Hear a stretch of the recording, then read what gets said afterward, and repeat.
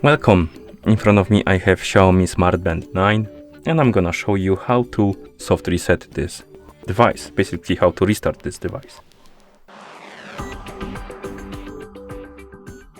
First thing we need to do is to wake up the screen on our Smart Band, and you can do it by tapping on it. After you wake up the screen, swipe up on the screen to open the menu. Then scroll through the menu and find the settings icon, and once you find the settings icon, tap on it to enter the settings.